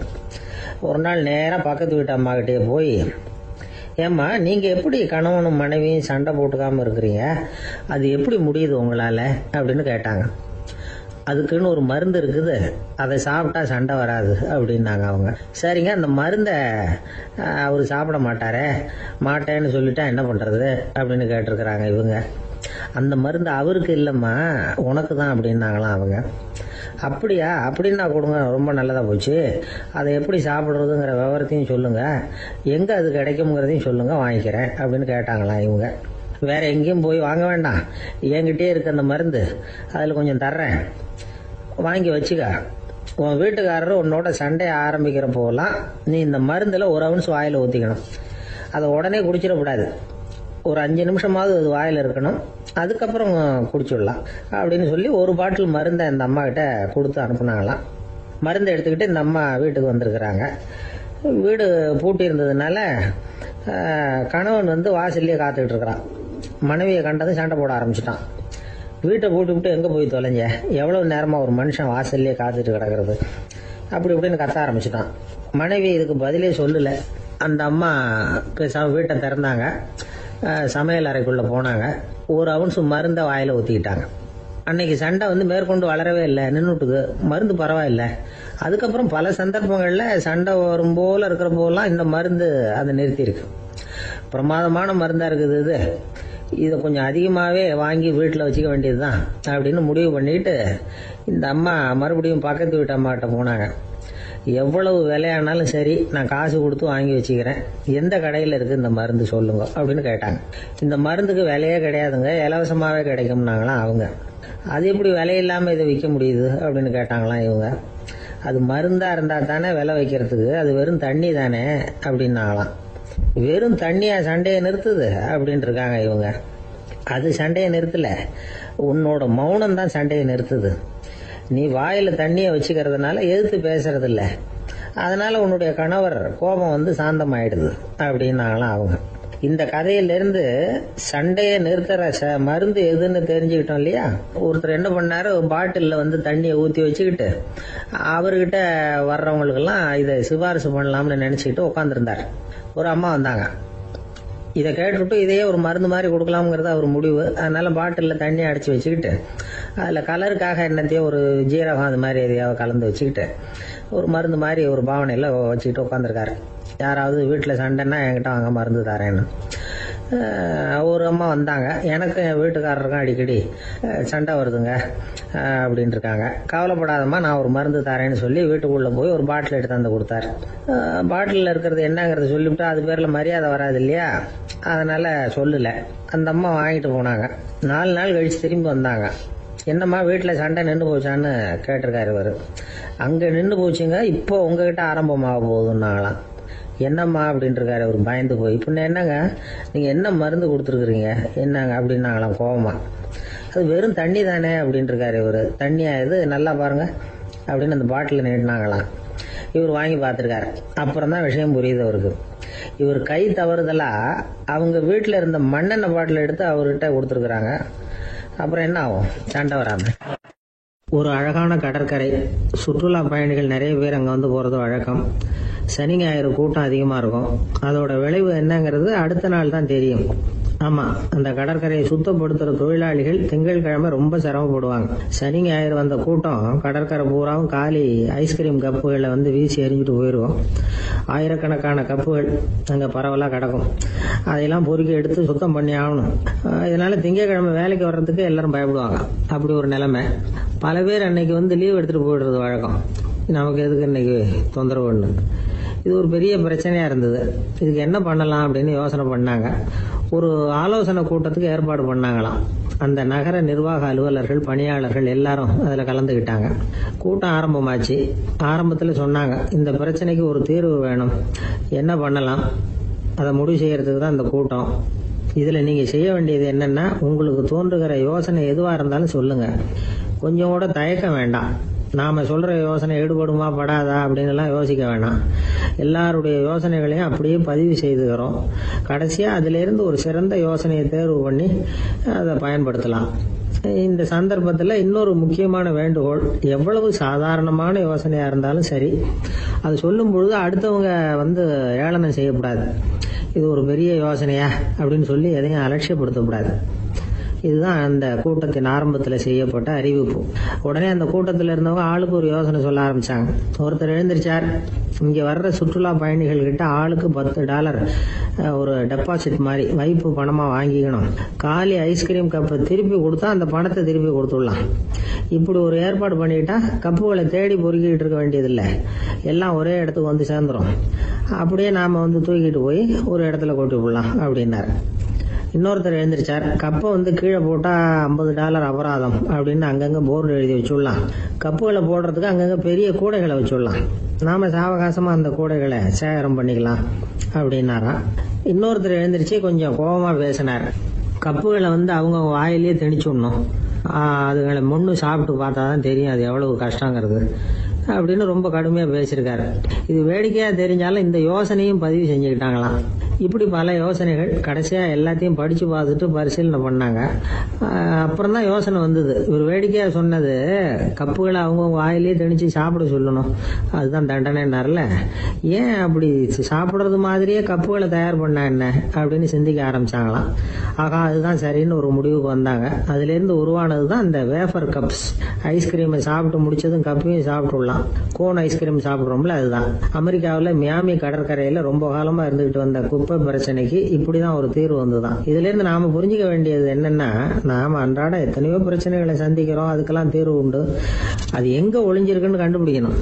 அந்த அந்த யோசனையையும் நல்லா தீவிரமா யோசிக்கணும். யார் என்ன யோசனை சொன்னாலும் அதை வந்து அலட்சியப்படுத்தக்கூடாது, அக்கறையோட கவனிக்கணும், அதை யோசிச்சு பார்க்கணும். ஒரு அம்மா தன்னோட வீட்டுக்காரரை ஒரு மனநல மருத்துவர்கிட்ட அழைச்சிட்டு வந்தாங்களாம். டாக்டர், இவருக்கு கோன் ஐஸ்கிரீம் பிடிக்கல, பேப்பர் கப்பில் இருக்கிற ஐஸ்கிரீம் தான் வேணும்னு அடம் பிடிக்கிறார் அப்படின்னாங்களாம். அது ஒன்றும் தப்பு இல்லையேன்னாராம் டாக்டர். இதுக்கு அந்த அம்மா சொன்னாங்களாம், இவர் கப்பு ஐஸ்கிரீம் வாங்குறதுல தப்பு இல்லை டாக்டர், பிரச்சனை அது இல்லை. அப்புறம் வேற என்னன்னு கேட்டிருக்காரு. வாங்கினதும் ஐஸ்கிரீமை கீழே கொட்டிவிட்டு அந்த பேப்பர் கப்பை மட்டும் விரும்பி சாப்பிடுறார், அதனால தான் உங்ககிட்ட அழைச்சிட்டு வந்தேன் அப்படின்னா. ஒரு ஊர்ல ஒரு ராஜா இருந்தார். அந்த ராஜாவுக்கு ஒரு மந்திரி. ராஜா ரொம்ப நியாயமானவர், நேர்மையானவர், கண்டிப்பானவர். தப்பு செய்யறது யாரா இருந்தாலும் தண்டனை கொடுப்பார். வேண்டியவங்களுக்கு ஒரு நியாயம், வேண்டாதவங்களுக்கு ஒரு நியாயம்ங்கிறதெல்லாம் அவர்கிட்ட கிடையாது.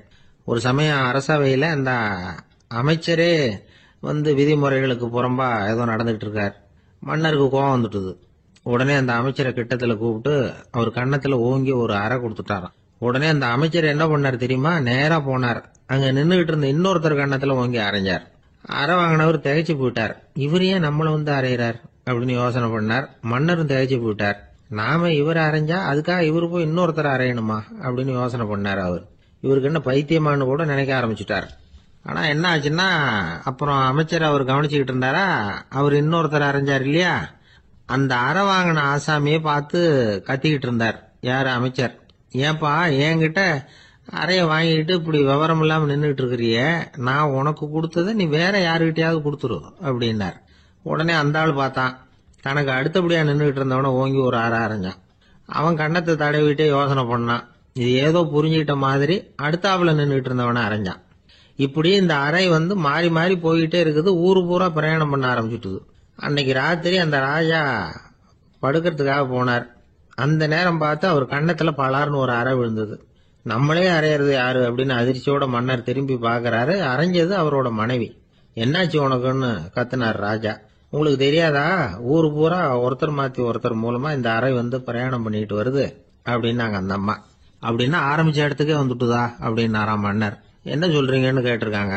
இவர் விவரத்தை சொன்னாராம். அப்படின்னா நீங்க ஆரம்பிச்சு வச்ச இந்த விளையாட்டை நான் முடிச்சு வச்சுட்டேன் அப்படின்னாங்களாம் அந்த அம்மா. மறுநாள் காலை மறுபடியும் அரசவை கூடிச்சு. அந்த அமைச்சர் மன்னரை பார்த்து கேட்டார், என்ன மகாராஜா, என்கிட்ட கொடுத்ததை திருப்பி வாங்கிட்டீங்களா அப்படின்னாராம். இப்படி நடக்கும்னு நான் எதிர்பார்க்கவே இல்லைன்னார் மன்னர். ஆனா நான் எதிர்பார்த்தேன். அது எங்க போயிட போகுது, ஊரு பூரா சுத்தி கடைசியில உங்ககிட்ட தான் வந்து சேரும் அப்படிங்கறது எனக்கு தெரியும் அப்படின்னாராம் அமைச்சர். இந்த கதை வந்து வேடிக்கையா இருந்தா கூட இதுல உள்ள கருத்து முக்கியமானது. இந்த உலகத்துல பல கருத்துக்கள் இப்படிதான் மாறி மாறி சுத்தி வந்துகிட்டே இருக்குது. நம்மால் ஒருத்தன் தன்னுடைய நண்பன் ஒருத்தனை கடத்தெருவில் பார்த்தான். உடனே ஓடி போய் பலார்னு ஒரு அறை கொடுத்தானா. அவன் கண்ணத்தை தடவிட்டு ஏன்டா என்ன அரைஞ்சேன்னு கேட்டிருக்கான். நீ ஏன்டா என்ன முட்டாள்னு என் மனைவிட்ட போய் சொன்னேன் அப்படின்னு இருக்கான் அவன். உன்னை ஒரு முட்டாள்னு சொன்னதுக்காகவா நீ என்ன அரைஞ்ச அப்படின்னு கேட்டிருக்கான் இவன். டேய், நான் அதுக்காக அறையலப்பா, அது ஒரு பெரிய ரகசியம். நான் முட்டாள்ங்கிறது அந்த ரகசியத்தை நீ வந்து ஏன் எங்க வீட்டுல போய் சொன்னேன், அதுக்காக தான் அரைஞ்சேன் அப்படின்னு நானும் அவன். ஒரு மனுஷனை பார்த்து என்கிட்ட வாலாட்டாதே அப்படின்னு சொன்னா அவன் நம்ம கிட்ட ஏதோ வம்புக்கு வர்றான்னு அர்த்தம். ஒரு நாயை பார்த்து யாரும் என்கிட்ட வாலாட்டாதே அப்படின்னு சொல்றது இல்லை. ஏன்னா நாய் வாலாட்டுனா அது நம்ம கிட்ட தன்னுடைய நன்றியை தெரிவிக்கிறதாக நினைச்சுக்கிட்டு இருக்கிறோம். ஆனா அது அப்படி இல்லை அப்படின்னு சொல்றாங்க அது சம்பந்தமான நிபுணர்கள். ஒரு நாய் தன்னுடைய வாலை இந்த பக்கமும் அந்த பக்கமுமா இப்படியும் அப்படியும் ஆட்டிக்கிட்டு இருந்தா அது வந்து பதட்டத்துல கூட இருக்கலாம். நாய் நட்பா இருந்தாலும் வாலாட்டும், ஆத்திரத்துல இருந்தாலும் வாலாட்டும், கோபத்துல இருந்தாலும் வாலாட்டும், குழப்பத்துல இருந்தாலும் வாலாட்டும், மகிழ்ச்சியா இருந்தா கூட அது வாலாட்டும். அதை நாம வந்து தப்பா புரிஞ்சுக்கிட்டு அதுகிட்ட போய் மாட்டிக்க கூடாது. நாயை பத்தி எனக்கு நல்லா தெரியும் அப்படின்னு சொல்றவங்க கூட அதுகிட்ட கடி வாங்கிட்டு வந்து நிக்கிறது உண்டு. நிபுணர்கள் என்ன சொல்றாங்க தெரியுமா? எப்பவுமே நாய்கள் திடீர்னு வந்து கடிச்சு விடுறது இல்ல, கடிக்கிறதுக்கு முன்னாடி சில அறிகுறிகளை காட்டும். அதை சரியா புரிஞ்சுக்கிட்டோம்னா தப்பிச்சுக்கலாம். ஒரு வீட்டுக்கு போறீங்க, அங்க புதுசா ஒரு நாயை பாக்குறீங்க, உடனே அதுகிட்ட போய் குனிஞ்சு சிரிச்சுக்கிட்டே அது தலையில தட்டுறீங்க. இது ரொம்ப தப்பா. ஒரு நாய் இன்னொரு நாயை நேருக்கு நேர் பார்த்து பல்ல காட்டுனா அது தன்னுடைய தன்முனைப்பை காட்டுதுன்னு அர்த்தமா. உன்னை விட நான் பெரியவன் அப்படின்னு சொல்லுதுன்னு அர்த்தம். அதனால நீங்க அது மாதிரி கிட்ட போய் சிரிக்கிறோம் அப்படின்னு நினைச்சுக்கிட்டு பல்ல காட்டினா உங்களையும் எதிரியா நினைச்சிரும். இன்னொரு விஷயம் என்னன்னா, தலையில தட்டுனா நாய்க்கு பிடிக்காது. அது வந்து தன்னை அடக்கிறதாகவும் அச்சுறுத்துறதாகவும் நினைச்சுக்கிட்டு இருக்கும். சரி, அப்படின்னா புதுசா ஒரு இடத்துல அல்லது வீட்டுல நாய்க்குட்டியை பார்த்தா என்ன பண்றது? நீங்க சும்மா இருங்க, அதுவா கிட்ட வரட்டும். அதுக்கப்புறம் அதுகிட்ட கனிவா பேசுங்க. கண்ணம், மார்பு, தோல் இங்கெல்லாம் தட்டலாம், தப்பு இல்லையா? தலையில தான் தட்டப்படாதான். ஒரு நாய் வந்து உங்களை நோக்கி ஓடி வருது, நீங்களும் ஓடுனா அது துரத்த ஆரம்பிச்சிடும். அசையாம சில மாதிரி நின்றுடுங்க, அது கிட்ட வராது. அதுக்கு ஆர்வம் இல்லாம போயிடும். ஒரு தெருவில் சின்ன பிள்ளைங்க நிறைய பேர் விளையாடிக்கிட்டு இருக்கிறாங்க. அப்போ சில நாய்கள் அங்கே ஓடி வருது. எல்லாரும் ஓடினாங்க. அப்படி ஓடுறப்போ ஒரு பையன் கால் தடிக்க கீழே விழுந்துட்டான். என்னாச்சு தெரியுமா? துரத்திட்டு வந்த நாய்கள்லாம் கீழே விழுந்தவன ஒன்றும் செய்யல, அவன் கிட்டே போகல. ஓடிக்கிட்டு இருந்தாங்கல்ல பசங்க, அவங்கள துரத்திக்கிட்டு அவங்க பின்னாடி ஓடிச்சான். அதுதான் நாய்களுடைய சுபாவம். ஒரு நாய் நம்மளை நேருக்கு நேர் முறைச்சு பாக்குதுன்னு வச்சுங்க, நாமளும் அதை முறைச்சு பார்க்க கூடாது. நாம வேற பக்கம் எங்கேயாவது பார்க்க ஆரம்பிச்சிடணும். ஒரு நாய் கோபமா இருந்ததுன்னா அதோட வால் உறுதியா நேரா நிற்கும். ஒரு நாய் பணிந்து போனா அல்லது பயந்து போனா அது தன்னோட வாலை காலுக்கு நடுவில் வச்சுக்கும். ஒரு நாய் நம்மளை பார்த்து பயந்து நிக்குதுன்னு வச்சுங்க, அதனால நமக்கு ஆபத்து இல்லைன்னு நினைச்சிடக்கூடாது. உங்களை பார்த்துட்டு ஒரு நாய் ஒடுங்குச்சுன்னா நீங்க விலகி போயிடணும் அப்படின்னு அது நினைக்குது. நிறைய பேர் பயந்து போன நாயால கடிபடுறாங்க. இவன் நம்மளை விட பெரிய ஆள், மாட்டிக்கிட்டோம், வேற வழி இல்லை அப்படிங்கிற நினைப்புல தான் நாய் கடிக்க ஆரம்பிக்குதான். இதே மாதிரி சங்கிலியால கட்டி போடப்பட்டிருக்கிற நாயும் ஆபத்தானதுதான். தொடர்ந்து கட்டி போட்டிருந்தா காலப்போக்கில் அது ஒரு மாதிரி ஆயிடும். நாய் குழந்தைகளை கடிக்காது அப்படின்னு சில பேர் சொல்லுவாங்க. அதுவும் ஒரு தவறான நம்பிக்கை. அதனால சின்ன குழந்தைகளை தனியா நாயோட விளையாட விடக்கூடாது. ஆக கூடி நாயை பத்தி நிறைய விஷயம் புரிஞ்சுக்க வேண்டியிருக்குது. ஒருத்தர் தன்னுடைய நண்பர் வீட்டுக்கு போயிருந்தார். அவசியம் எங்க வீட்டில் சாப்பிட்டுட்டு தான் போகணும் அப்படின்னு ரொம்ப அன்பா சொல்லிவிட்டார். அதை மீற முடியல இவரால். சரின்னு உட்காந்துட்டார். சாப்பாடு போட்டாங்க, சாப்பிட ஆரம்பிச்சார். அவங்க வீட்டில் கட்டி போட்டு இருந்த நாய்க்குட்டி இவர் சாப்பிட்றத முறைச்சு பார்த்தது. ஏன் இப்படி என்ன அது முறைச்சு பாக்குது உங்க வீட்டு நாய்க்குட்டி அப்படின்னு ஒரு கேட்டார். அப்போ அவங்க சொன்னாங்களாம், அதுகிட்ட ஒரு கெட்ட பழக்கம்ங்க, தன்னோட தட்டுல யாரு சாப்பிட்டாலும் அது அப்படிதான் முறைச்சு பார்க்கும் அப்படின்னாரா அவர். இந்த உலகத்துல மனுஷன் எவ்வளவோ தவறுகள் செய்யறான். அதுக்கெல்லாம் என்ன காரணம்? அதை பத்தின ஆராய்ச்சி தான் இன்னைக்கு. இதுக்கு ஆராய்ச்சி என்னத்துக்கு, அது தெரிஞ்ச விஷயம் தானே அப்படின்னு நீங்க நினைக்கலாம். ஆனா அப்படி அலட்சியமா இந்த விஷயத்தை விட்டுறக்கூடாது. பொதுவா எல்லோரும் நினைக்கலாம் எது சரி எது தவறு அப்படின்னு தெரியாததுனாலதான் மனுஷன் தப்பு பண்றான் அப்படின்னு. ஆனா அப்படி சொல்லிட முடியாது. மனுஷன் தெரிஞ்சேதான் தவறுகள் பண்றான்.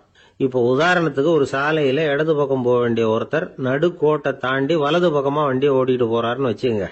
என்னப்பா இது தப்பு இல்லையா அப்படின்னு அவர்கிட்ட கேட்டா, அதெல்லாம் எனக்கு தெரியும், நீ உன் வேலையை பார்த்துட்டு போ அப்படிம்பார். வலது பக்கமா போறது தப்புன்னு தெரிஞ்சேதான் அவர் அப்படி செய்யறார், அப்படி போறார். பெரிய உத்தியோகத்தில் இருக்கிறவங்க கூட லஞ்சம் வாங்குறாங்க. அவங்களுக்கெல்லாம் லஞ்சம் வாங்குறது தப்புன்னு தெரியலன்னு அர்த்தம். திருடுறது தப்புன்னு தெரியாமலாம் மனுஷன் திருடுறான். நல்லாவே தெரியும். நீங்க வேணும்னா கேட்டு பாருங்க, வேற வழி இல்ல அதனாலதான் திருடுறேன்பா. திருடுறது ஒரு புண்ணியமான காரியம்னு திருடனே கூட சொல்ல மாட்டான். திருடுறது தவறுங்கிறது திருடனுக்கு தெரியும் அப்படிங்கறத விளக்கறதுக்காக ஒரு பெரியவர் ஒரு கதை சொன்னார். அதாவது 2 திருடர்கள் 2 பேரும் சேர்ந்து ஒரு வீட்டுக்கு போய் ஒரு 10,000 ரூபாயை திருடிட்டு வந்துடுறாங்க. ஒரு காட்டு வழியா வந்துகிட்டு இருக்கிறாங்க. இன்னும் விடியல. 2 பேருக்கும் தூக்கம் கண்ணை சுத்துது. சரி, இப்படியே ஒரு மரத்தடியில படுத்து தூங்குவோம், காலையில விடிஞ்சதும் இந்த பணத்தை 2 பேரும் பங்கு போட்டுக்குவோம் அப்படின்னு முடிவு பண்றாங்க. அதே மாதிரி படுத்து தூங்குறாங்க. நடு ராத்திரியில ஒரு திருடன் முழிச்சுக்கிறான். விடிகிற வரைக்கும் காத்துக்கிட்டு இருந்தா 5,000 ரூபா தான் கிடைக்கும், இப்பவே கம்பி நீட்டினா 10,000 ரூபா கிடைக்கும் அப்படின்னு யோசிச்சு பார்த்துட்டு ஒரு முடிவுக்கு வந்தான். மெதுவா அந்த 10,000த்தையும் சுருட்டிக்கிட்டு அடுத்தவனுக்கு தெரியாம ஓடி போயிட்டான். விடியுது. அடுத்தவன் எழுந்திரிச்சு பாக்குறான். பணத்தையும் காணல, பாகஸ்தனையும் காணல. இந்த திருடன் அந்த திருடனை திட்டுறான். திருட்டு பய, அயோக்கிய பய, இப்படி அநியாயமா கிளப்பிட்டு போட்டானே அப்படிங்கிறான். இதுல இருந்து என்ன தெரியுது? தெரியாம எடுத்துக்கிட்டு போறது திருட்டு, அயோக்கியத்தனம், அநியாயம் அப்படிங்கறது இவனுக்கு தெரிஞ்சிருக்குது. அதனாலதான் அடுத்தவனை பார்த்து இப்படி திட்டுறான். அதனால தெரியாததுனால மனுஷன் தவறு பண்றான்னு சொல்றது சரியில்லை. அப்படின்னா மனுஷன் பண்ற தவறுகளுக்கு உண்மையான காரணம் தான் என்ன? இதே சந்தேகம் அர்ஜுனனுக்கும் வந்துதான். அதனாலதான் அவன் பகவானை பார்த்து கேக்குறான். மனுஷன் தன் விருப்பத்துக்கு விரோதமா ஏதோ ஒரு சக்தியினால பலாத்காரமா இழுக்கப்பட்டது மாதிரி பாவம் பண்றானே, அந்த சக்தி என்ன அப்படின்னு கேக்குறான். இதுக்கு பகவான் பதில் சொல்றார். காமமும் குரோதமும் தான் அந்த சக்திகள், அதாவது ஆசையும் சினமும். இது 2ம் உன்னுடைய எதிரிகள் அப்படிங்கறத புரிஞ்சுக்கோ அப்படிங்கிறார். இன்னமும் நுணுக்கமா பார்த்தா காமத்தினுடைய மறு உருவங்கள் தான் குரோதமும் லோபமும். ஆசை நிறைவேறலன்னா குரோதம், அதாவது கோபம். ஆசை நிறைவேறிட்டதுன்னா லோபம், அதாவது பேராசை. பாவத்தை கண்ட்ரோல் பண்ணணும்னா அதுக்கு மெயின் சுவிட்ச் எது அப்படிங்கறது இப்பதான் தெரியுது. அதுக்கு மனுஷன் தெரிஞ்சேதான் தவறு பண்றான் அப்படின்னு பேசிக்கிட்டோமே. அதுக்கு ஒரு உதாரணம். ஒரு ஆளு ஹோட்டல்ல சாப்பிட போனான். சாப்பிட்டு முடிச்சான். எழுந்திரிச்சு முதலாளி கிட்ட பில்ல கொடுத்தான். காசை கொடுக்கல. முதலாளி பணம் கொடுன்னு கேட்டார். இவன் என்கிட்ட பணம் இல்லைன்னா. முதலாளி கொஞ்சம் கூட அலட்டிக்கல. உள்ள இருந்து ஒரு ஆளை கூப்பிட்டார். இவனை கூப்பிட்டுட்டு போய் இட்லி மாவு ஆட்ட சொல்லுனார். இவனும் கவலைப்படாம உள்ள போயிட்டான். அப்போ அழைச்சிட்டு போற ஆளு கேக்குறான், ஏன் சார் சாப்பிடுறதுக்கு முன்னாடி காசு இல்லைங்கிறது உங்களுக்கு தெரியாதா அப்படின்னு கேக்குறான்.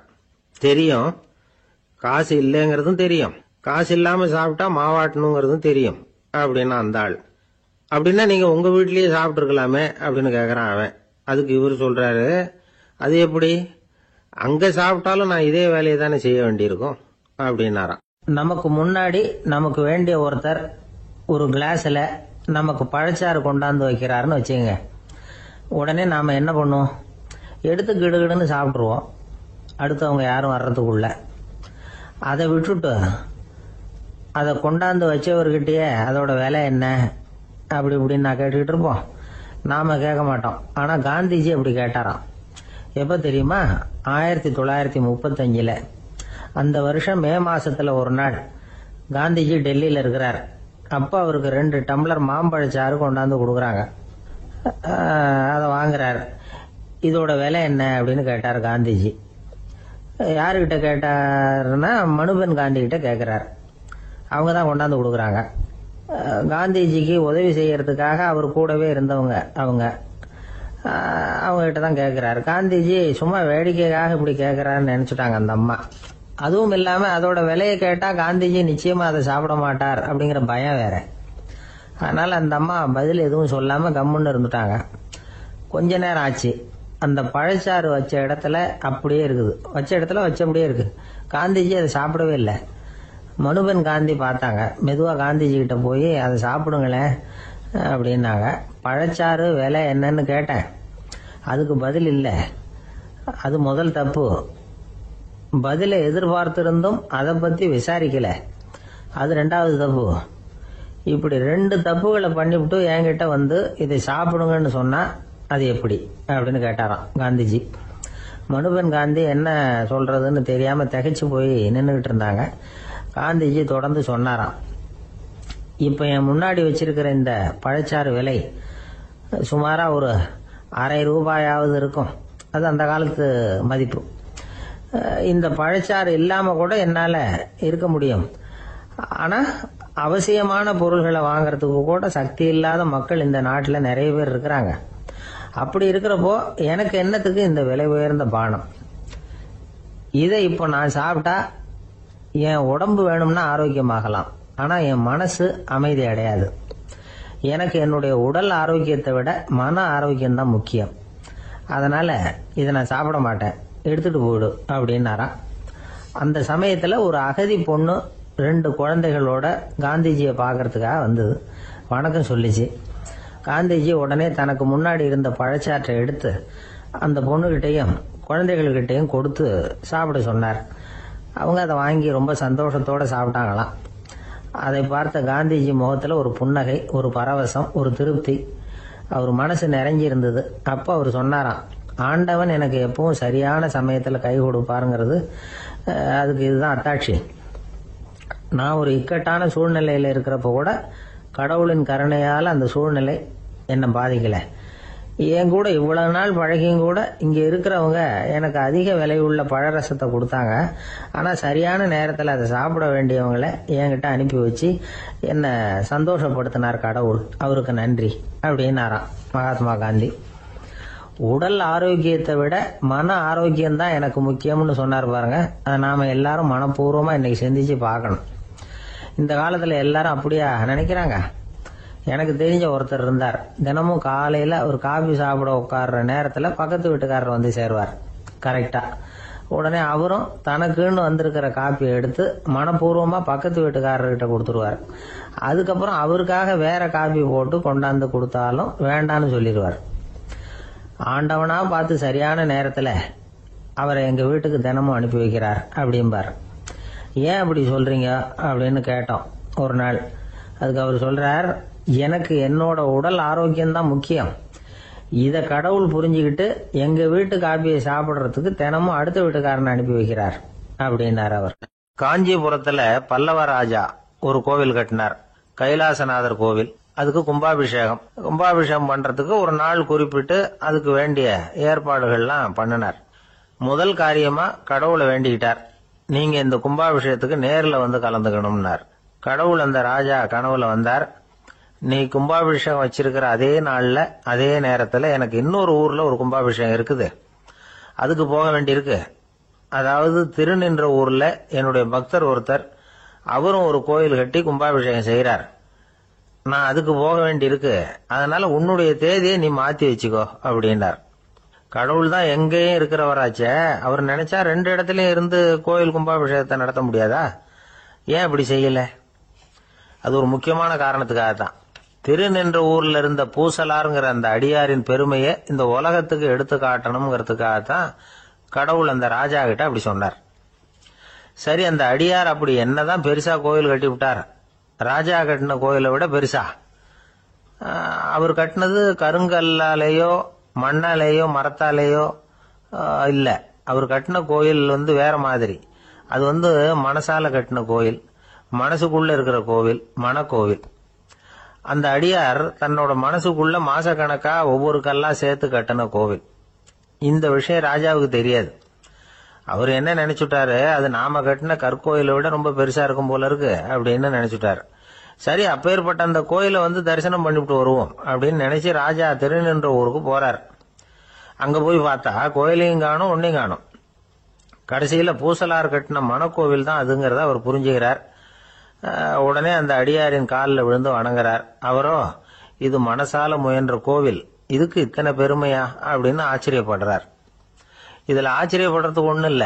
ஆண்டவன் விரும்புறது அகபக்தியை தவிர புற தோற்றங்களே அல்ல. இத நாம புரிஞ்சுக்கிட்டோம்னா நமக்குள்ள எந்த வேறுபாடுகளும் வர்றதுக்கு வழியே இல்லை. இன்னொரு ராஜா இருந்தார். அவரு ஆண்டவனுக்கு படைக்கிறதுக்காக ஒரு தார் நல்ல செவ்வாழை பழமா எடுத்துக்கிட்டு போகணும்னு நினைச்சார். அதனால முத நாளே அதை வாங்கிட்டு வர சொன்னார் வேலைக்காரங்கிட்ட. வேலைக்காரன் போனா கடத்தெருவில் ஒரு தார் பழம் வாங்கினா. வர்ற வழியில அவன் குடிசை. அப்படியே எட்டி பார்த்துட்டு போவோமேன்னு நினைச்சான். போனான். அங்க இவனோட குழந்தை பாவம் பசியால கத்திட்டு இருக்கு. இவன் பார்த்தான், இவ்வளவு பெரிய தாரில் ஒரு 2 பழம் எடுத்தா தெரியவா போகுது அப்படின்னு நினைச்சு ஒரு 2 பழத்தை பிச்சு அந்த குழந்தைகிட்ட கொடுத்தான். அது அதை வாங்கி வயிறார சாப்பிட்டது. பசி அடங்குச்சு, விளையாட போயிட்டுது. இவன் அதுக்கப்புறம் வாழைப்பழத்தை எடுத்துக்கிட்டு அரண்மனைக்கு வந்தான். 2 பழம் பிச்சிருக்கிறது ராஜாவுக்கு தெரிஞ்சு போச்சு. இவன் உண்மையை சொல்லிவிட்டான். உடனே ராஜா, கடவுளுக்கு படைக்க வேண்டிய பொருளை குழந்தை எச்சில் பண்ண விட்டுருக்கியே அப்படின்னு சொல்லி அவனை கட்டி வச்சு சாட்டையால் அடிச்சார் பாவம். மறுநாள் பழத்தை கோயிலுக்கு எடுத்துட்டு போனார். கடவுள் முன்னாடி வச்சார். கடவுள் கண்ணை திறந்து பார்த்தார், பழம்லாம் அழுகி இருக்குது. என்ன இது அழுகி போன பழம் அப்படின்னார். ராஜா முழிச்சார். நல்லா தானே இருந்தது அப்படின்னு நினைச்சார். அப்போ கடவுள் அந்த ராஜா கிட்ட சொன்னாராம், இத பாருப்பா, இந்த தாரில் 2 பழம் தான் நல்ல பழம். அந்த 2 பழங்களையும் நேத்திக்கே நான் சாப்பிட்டுட்டேன் அப்படின்னாராம். அப்பதான் ராஜாவுக்கு புரிஞ்சுது, ஏழை குழந்தையின் பசியை தீர்க்கறதுக்காக உதவுன அந்த 2 பழம் தான் இறைவன் சாப்பிட்ட பழம்னு. இறைவன் இருக்கிற இடம் எது? இதுதான் பக்தின்னு சொல்றோம் இல்லையா. அது 3 வகைப்படும் அப்படிங்கிறார் ஒரு பெரியவர். அது என்ன 3 வகைன்னா, தெய்வ பக்தி, அடியார்கள் பக்தி, குரு பக்தி. அடியார் பக்தியை விட தெய்வ பக்தியை விட குரு பக்தி தான் ரொம்பவும் சிறந்ததுங்கிறார் அவர். தெய்வத்துக்கிட்ட செஞ்ச பாவம் குருநாதர்கிட்ட தீர்ந்துருமா. குருநாதர்கிட்ட செஞ்ச பாவம் தெய்வத்துக்கிட்ட போனாலும் தீராதான். இப்படி பெரியவங்கெல்லாம் சொல்லி வச்சிருக்கிறாங்க. ஒரு காடு, அங்க அயோத தௌமியர் அப்படின்னு ஒரு தபோதனர். அவரு பல மாணவர்களை ஒன்னா சேர்த்து ஒரு குருகுலம் நடத்திக்கிட்டு இருக்கிறார். பல தரப்பட்டவங்க, பல திறப்பட்டவங்க மாணவர்கள் அதுல சேர்ந்து படிச்சுக்கிட்டு இருக்கிறாங்க. பாஞ்சால ராஜகுமாரன் ஒருத்தனும் அந்த குருகுலத்துல சேர்ந்து படிச்சுக்கிட்டு இருக்கிறான். அவன் பேரு ஆருணி. பெரிய இடத்து புள்ள, இருந்தாலும் படுப்புல ரொம்ப கெட்டிக்காரனா இருந்தான். அவன் தான் அங்க முதல் மாணவன். ஒரு நாள் குருநாதர் அந்த அரசகுமாரனை கூப்பிட்டார். நம்ம குருகுலத்துக்கு சொந்தமான வயல்ல தண்ணீர் பெருகி வெள்ளம் பயிரை அழிக்குதான். அதனால நீ போய் மடையை அடைச்சிட்டு வந்துரு அப்படின்னார். அந்த அரசகுமாரன் உடனே புறப்பட்டான். குருநாதர் சொல்லிட்டார்ல, உடனே புறப்பட்டான். நான் பெரிய இடத்து பிள்ளையாச்சே, ராஜகுமாரன் ஆச்சே, ரொம்ப செல்வாக்கூட வளர்ந்தவனாச்சே, நான் போய் வயல்ல இறங்கி வேலை செய்யறதா அப்படின்னு அவன் நினைக்கல. குருநாதர் கட்டளையை நிறைவேற்ற வேண்டியது நம்ம கடமை அப்படின்னு நினைச்சான். உடனே ஒரு மண்வெட்டியை தூக்கி தோல்ல வச்சுக்கிட்டு புறப்பட்டு போயிட்டான். வயலுக்கு போனான்.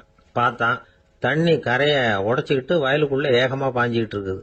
இவன் மண்வெட்டியால களிமண்ணை புல்லோட சேர்த்து புல் பத்த மாதிரி வெட்டி வெட்டி போட்டான். இருந்தாலும் மடையை அடைக்க முடியல. தண்ணி அதை மீறி வந்துகிட்டே இருக்கு. தண்ணி வேகமா வயலுக்குள்ள போயிட்டே இருக்குது. போடுற பத்தையெல்லாம் கரைஞ்சி கரைஞ்சி போயிட்டு இருக்கு. இருந்தாலும் இவன் தன்னுடைய முயற்சியை கைவிடல. வெட்டி வெட்டி போட்டுக்கிட்டே இருக்கிறான். காலையில் அங்க போனவன் சாயந்தரம் வரைக்கும் இப்படி செஞ்சுக்கிட்டு இருக்கிறான். உடம்பும் மனசும் ரொம்பவும் சோர்ந்து போச்சு. இருந்தாலும் குருநாதர் இட்ட கட்டளையை நிறைவேற்றாம இருக்கிறோமேங்கிற ஒரு குறை அவனுக்கு இருக்கு. குரு கட்டளையை நிறைவேற்றாத நான் இன்னமும் இருக்கணுமா அப்படின்னு யோசனை பண்ண ஆரம்பிச்சுட்டான். என்ன செய்யலாம்னு பார்த்தான். நம்ம குருநாதர் இட்ட பணிக்காக இந்த உடம்பையே தியாகம் பண்ணலாம் அப்படின்னு முடிவு பண்ணான். தண்ணி பாயுதுல, அதுக்கு குறுக்க விழுந்து அப்படியே மடையை அடைச்சிக்கிட்டு அப்படியே படுத்துட்டான். இது மற்றவங்களுக்கு தெரியாது. அன்னைக்கு ராத்திரி ஒரு விளக்கு முன்னாடி உட்காந்து குருநாதர் பிள்ளைங்களுக்கு பாடம் சொல்லி கொடுத்துட்டு இருக்கிறார். வரிசையில் இருக்கக்கூடிய ராஜகுமாரனை காணல. நம்ம ஆருணி எங்க போனா அப்படின்னு சொல்லி மற்ற மாணவர்களை விசாரிச்சார். இப்போ அவங்க சொன்னாங்க, சுவாமி அவன் காலையில வயலுக்கு மடையை அடைக்கிறதுக்காக போனான், நீங்க தான் போக சொன்னீங்க, இன்னும் திரும்பி வரல அப்படின்னு அவர் பையன். குருநாதர் உடனே ஒரு தீவெட்டி எடுத்துக்கிட்டு மாணவர்களை அழைச்சிக்கிட்டு வயலுக்கு போனார். அங்க போய் பார்த்தா ஆளை காணும். ஆருணி ஆருணின்னு சொல்லி சத்தம் போட்டு கூப்பிட்டு பாக்குறார். நான் இங்க இருக்கேன் குருநாதா அப்படின்னு காலுக்கு அடியிலேருந்து ஒரு சத்தம் வருது. குனிஞ்சு பார்த்தா அவன் மடையில படுத்திருக்கிறான். என்னப்பா இதுன்னார். காலையிலேருந்து இந்த மடையை அடைச்சி பார்த்தேன் சுவாமி, முடியல, அதனால இப்படி குறுக்க படுத்துட்டேன். என்னை தாண்டறதுக்கு பயந்து போய் தண்ணியே தேங்கி நின்றுட்டுது அப்படின்னா. அவனுடைய குரு பக்தியையும் அவனை தாண்டறதுக்கு அஞ்சு நிற்கிற தண்ணி தேக்கத்தையும் பார்த்துட்டு எல்லாரும் ரொம்ப ஆச்சரியப்பட்டு போயிட்டாங்களாம். ஆருணி எழுந்திருச்சு வா அப்படின்னு கூப்பிட்டாராம் குருநாதர். அவன் தண்ணீரை பொழந்துகிட்டு எழுந்திருச்சு வந்தானான். அதனால அவனுக்கு உத்தாலகன் அப்படின்னு ஒரு பேர். உத்தாலகன்னா தண்ணீரை பிளந்தவன் அர்த்தம். அந்த உத்தாலகன் மாதிரி இந்த காலத்து மாணவர்களுக்கும் குரு பக்தி வேணும் அப்படின்னு சொன்னோம் ஒரு பள்ளிக்கூடத்துல. உடனே நிறைய மாணவர்கள் எழுந்திருச்சு நின்னாங்க. சார், நீங்க எங்களை இன்னமும் சரியா புரிஞ்சுக்கலன்னு நினைக்கிறோம். அன்னைக்காவது ஒருத்தன் அப்படி இருந்தான், இன்னைக்கு ஏகப்பட்ட உத்தாலகர்கள் இருக்கிறோம். எங்க வாத்தியார் கட்டளை இட்டா இப்பவே அது மாதிரி வயலுக்கு போய் மடையில குறுக்கப்படுத்துக்கிறதுக்கு இந்த வகுப்புல உள்ள அத்தனை பேரும் தயாரா இருக்கிறோம் அப்படின்னாங்க. அப்படியா அப்படின்னு சொல்லி கேட்டோம் ரொம்ப சந்தோஷமா. ஒருத்தன் ரொம்ப அடக்கமா எழுந்திருச்சான். அப்புறம் சொன்னான், ஆமா சார், வகுப்புல இவர் நடத்துற பாடத்தை கேட்டுக்கிட்டு இருக்கிறத விட பேசாம போய் மடையில படுத்துடுறது ஒன்றும் கஷ்டமான காரியமா இருக்காது, அதனாலதான் எல்லாரும் அங்க போறேன்னு சொல்றோம் அப்படிங்கிறான். துருக்மேனியாவில் அஷ்காபாத் அப்படின்னு ஒரு நகரத்துல ஒரு புவியியல் விஞ்ஞானி இருந்தார். அவரு ஒரு நாய்க்குட்டி வளர்த்தார். ஒரு நாள் முன்னிரவு நேரம் ஒரு மேஜைக்கு முன்னாடி உட்கார்ந்து அந்த விஞ்ஞானி ஏதோ கணக்கு போட்டுக்கிட்டு இருக்கிறார். அவருக்கு ஒரு சின்ன பெண் குழந்தை, அது தொட்டில தூங்கிட்டு இருக்குது. அந்த நாய்க்குட்டியும் ஒரு மூலையில படுத்து அது பாட்டுக்கு தூங்கிட்டு இருந்தது. ஒரே அமைதி. அந்த நேரத்தில் திடீர்னு அந்த நாய்க்குட்டி துள்ளி எழுந்திருச்சுது. நேரா குழந்தைகிட்ட ஓடிச்சு. அந்த குழந்தைய அது போட்டிருந்த ட்ரெஸ்ஸோட சேர்த்து கவ்வி தூக்குச்சு. தூக்கிக்கிட்டு வாசல் பக்கம் ஓடிச்சு. நாய்க்குட்டி குழந்தைய கவ்வி தூக்க முடியுமாங்கிற சந்தேகம் உங்களுக்கு இல்லையா? நீங்க நம்ம ஊர் நாய்க்குட்டியவே பார்த்து பழக்கப்பட்டிருக்கீங்க, அதனால நம்புறதுக்கு சிரமமா இருக்கும். அந்த ஊர்ல எல்லாம் அது ரொம்ப ஸ்ட்ராங்கா இருக்கும், ஒரு ஏதோ கண்ணுக்குட்டி மாதிரி இருக்கும். விஞ்ஞானி அதை பார்த்துட்டார். உடனே அந்த நாய்க்கு வெறி பிடிச்சிட்டுதுன்னு முடிவு பண்ணிட்டு தன்னோட கை துப்பாக்கி எடுத்துக்கிட்டு ஓடி வந்தார். அவர் வெளியில நாய்க்குட்டி எங்க அப்படின்னு பார்த்து தேடுறார். அந்த நேரத்துல அந்த வீடு இடிஞ்சு விழுது. காரணம் பூமி அதிர்ச்சி. இப்படி பூமி அதிர்ச்சி உண்டாக போகுதுங்கிறது அந்த நாய்க்குட்டிக்கு முன்னாடியே தெரிஞ்சு போச்சு. அதுதான் குழந்தைய தூக்கிட்டு வெளியில ஓடி வந்திருக்குது. அது மூலமா அந்த குடும்பத்தையே காப்பாத்தி இருக்குது அந்த நாய்க்குட்டி. இந்த சம்பவம் நடக்கிறதுக்கு 3 நாளைக்கு முன்னாடியே சில பிராணிகளுக்கு இப்படி நடக்க போகுதுங்கிறது தெரிஞ்சிருக்குதான். ஆமா, அந்த நகரத்துல 3 நாளைக்கு முன்னாடியே பாம்பு, பல்லி இதெல்லாம் அது தங்கி இருந்த வலையை விட்டு வெளியில ஓடி வந்துட்டுது. அதே மாதிரி அங்கிருந்த புறாவெல்லாம் பறந்து போயிடுச்சான். இதே மாதிரி யுகோஸ்லோவியாவில் கூட ஒரு நகரம், அங்க ஒரு நாள் ராத்திரி ஒரு மிருக காட்சி சாலையில திடீர்னு ஒரு பெரிய கலவரம், கூச்சல், குழப்பம். அங்க இருந்த கழுதை, புலி, யானை, பறவை எல்லாம் கண்ணாபின்னான்னு கத்த ஆரம்பிச்சுட்டுது. நீர் யானை அதுக்குன்னு போடப்பட்டிருந்த தடுப்பையே தாண்டி குதிச்சு வெளியில வந்துட்டுதான். மறுநாள் தான் எல்லாருக்கும் விஷயம் புரிஞ்சுது. அடுத்த நாள் காலையில அங்க பூமி அதிர்ச்சி உண்டாயிட்டுது. இப்ப பாருங்க, அதாவது மனுஷனை போய் தீர்க்க தரிசி அது இதுன்னு சொல்லிட்டு இருக்கிறோம். இவனை விட அது பரவாயில்லைன்னு தோணுது. அதாவது மிருகங்கள் ஒன்னு நடக்க போகுதுங்கிறத முன்னாடியே புரிஞ்சுக்குதே. சரி, இதெல்லாம் எப்படி அது முன்கூட்டி புரிஞ்சுக்குது? அதுதான் படைப்பு ரகசியம். அதை கண்டுபிடிக்கிறதுக்கு தான் மனுஷன் ஆராய்ச்சி பண்ணிட்டு இருக்கிறான். விஞ்ஞானிகளோட ஆராய்ச்சியெல்லாம் ஒரு பக்கம் இருக்கட்டும், வீட்டுக்குள்ளேயே சில ஆராய்ச்சி பண்ணி பாருங்களேன். இப்ப சில யோசனை சொல்லி அதை சோதனை பண்ணி பாருங்க அப்படின்னு ஒருத்தர் சொன்னாராம். அதாவது இப்ப மழை வருமா வராதா அப்படின்னு தெரிஞ்சுக்கணுமா, உடனே ஒரு பூனைக்குட்டி பின்னாடியே மெதுவா போய் அது என்ன செய்யுதுன்னு கவனிச்சு பார்க்கணும். பூனைக்குட்டி தன்னோட பாதத்தினால சுகத்துல அப்படி கீறிக்கிட்டு இருக்கும். அப்படி கீறினா கண்டிப்பா மழை வரும்.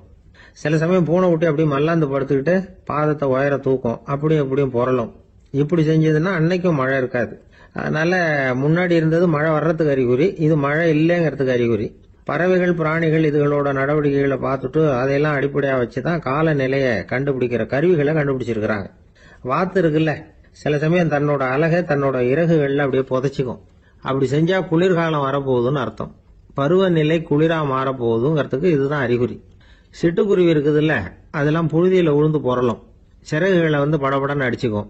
அப்படி செஞ்சா மழை வரப்போகுதுன்னு அர்த்தம்.